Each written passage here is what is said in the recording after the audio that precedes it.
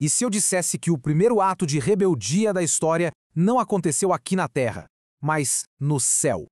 E mais, e se esse mesmo ato, de alguma forma, estivesse ligado aos sistemas de controle digital que a gente vê surgindo hoje em dia? Pois é, a gente vai mergulhar numa tese bem fascinante que traça uma linha direta de um ser celestial até a tecnologia na palma da nossa mão. Ok, para a gente começar a desembrulhar essa ideia, vamos partir de uma observação bem atual, algo que talvez já tenha chamado a atenção em algumas comunidades. O material que estamos analisando aponta para uma tendência que ele considera bem perturbadora: a transformação de espaços que deveriam ser sagrados em verdadeiros locais de comércio. Essa frase aqui, ela é o ponto de partida de tudo. A perspectiva é que lugares que eram para ser de comunhão espiritual estão ficando, em muitos casos, muito parecidos com o mercado. Mas olha, isso é só a ponta do iceberg. É só o sintoma visível de uma questão que, segundo essa teoria, é muito mais antiga e profunda.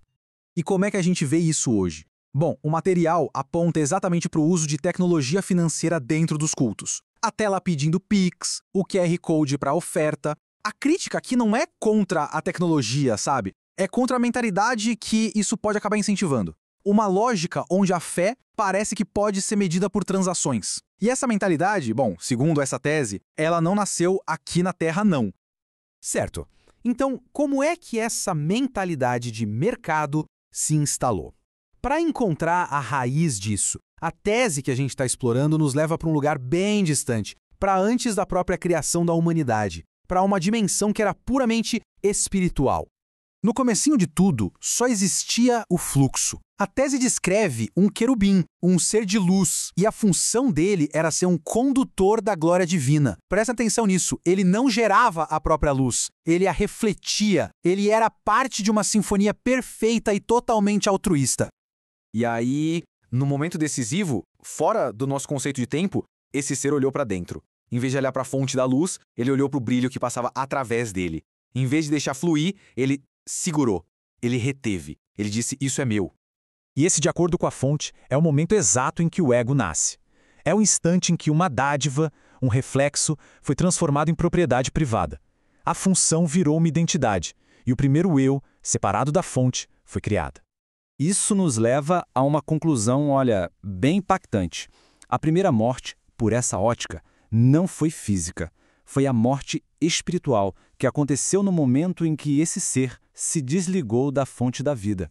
A morte aqui é apresentada como uma consequência da autossuficiência e não como um evento biológico que simplesmente aconteceu. E é aqui que a própria palavra comércio ganha um novo significado. A tese vai buscar um termo em hebraico, recular, e argumenta que o primeiro comércio da existência não tinha nada a ver com dinheiro. Era espiritual. Era o ato de reter a glória que fluía para poder trocar por status, por influência. Foi a primeira vez que um dom foi transformado em mercadoria. Mas é claro que esse DNA espiritual, essa mentalidade de comércio e de ego, não ficou presa lá na dimensão celestial. A narrativa, então, começa a traçar o caminho de como essa semente foi plantada aqui na Terra e como ela foi crescendo e evoluindo ao longo de toda a história humana. Essa linha do tempo aqui, ela é basicamente o mapa de toda a tese. Ela conecta aquele primeiro ato de ego lá no céu com Caim construindo a primeira cidade, depois com os grandes impérios da antiguidade e, por fim, com os sistemas de controle digital que estão começando a moldar o nosso mundo hoje. A história de Caim, então, é interpretada aqui como a primeira vez que esse sistema se manifestou na Terra.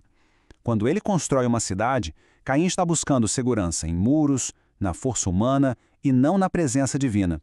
É literalmente a arquitetura do medo e da autossuficiência. E desde o início da história humana, a fonte identifica essa divisão fundamental, duas filosofias espirituais competindo. De um lado, o sistema de Caim, que é baseado no mérito, na segurança construída por nós mesmos, no controle. E do outro lado, a linhagem de Sete, que é baseada na invocação, na dependência, na fé. E tudo isso nos traz, finalmente, para a fase mais recente dessa grande narrativa. É o momento em que símbolos proféticos muito antigos são reinterpretados com as lentes da nossa tecnologia moderna. A base para isso é a visão profética daquela estátua gigante, feita de vários metais. Ela é vista aqui como um grande símbolo da sucessão de impérios humanos. cada um deles construído sobre a mesmíssima lógica do original: poder e autoglorificação.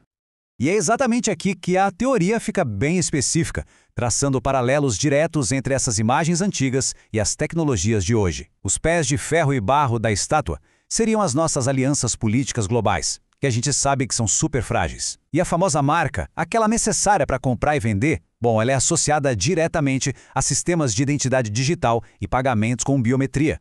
O material de origem vai ainda mais longe e chega a atribuir o que chama de uma pontuação de plausibilidade, de 85%. Atenção, isso não é uma profecia, tá?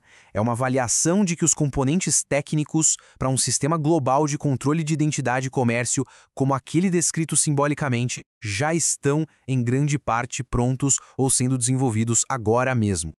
Bom, a gente acompanhou o crescimento desse sistema todo, desde a sua origem lá no céu até a sua possível manifestação digital. Mas a narrativa profética não para por aí. Ela termina, na verdade, num grande confronto final. Essa pedra, e o detalhe importante é que ela não é feita por mãos humanas. Ela é interpretada como uma intervenção divina, um reino de uma outra natureza que não só derrota o sistema humano, mas que o desintegra por completo, da sua base frágil até o topo de ouro. E esse contraste aqui, ele resume a escolha final que a tese apresenta. De um lado, o cálice de Babilônia, que representa a participação nesse sistema de poder e autoexaltação, e do outro, o cálice da nova aliança, que simboliza a comunhão através do sacrifício e da dependência. E assim, essa análise toda nos deixa com essa pergunta final. Quando a gente olha para o mundo ao nosso redor, para a tecnologia, para a cultura, até mesmo para a religião, qual desses dois sistemas operacionais? O do ego ou o da entrega? Parece ser a força dominante que está de fato moldando o nosso futuro.